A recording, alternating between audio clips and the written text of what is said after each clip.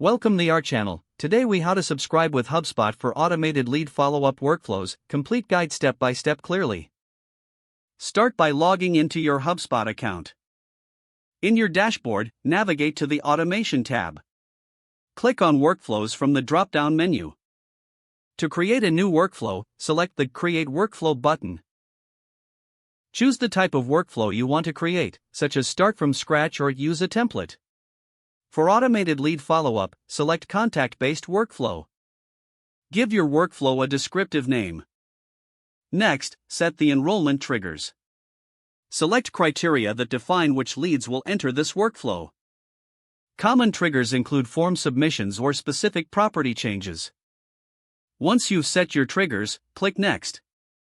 Now, it's time to define your workflow actions. To send an email, click on the plus icon. Choose Send Email and select the email you want to send. You can also create a new email if needed.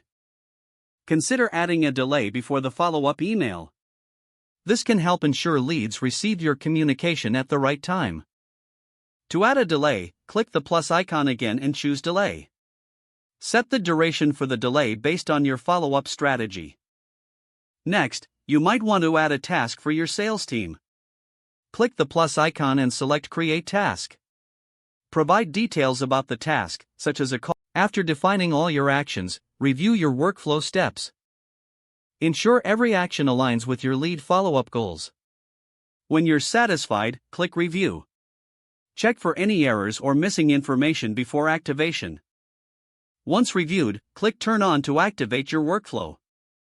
Your automated lead follow-up workflow is now live and ready to engage your leads. Monitor the performance of your workflow through HubSpot Analytics.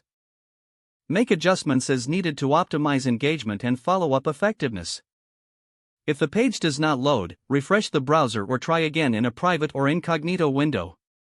Make sure you are using the correct email address, then retype it carefully to avoid small typos. If your password is not accepted, use the reset option and create a new strong password you can remember. Don't forget to like this video and subscribe to our channel for more step-by-step tech guides.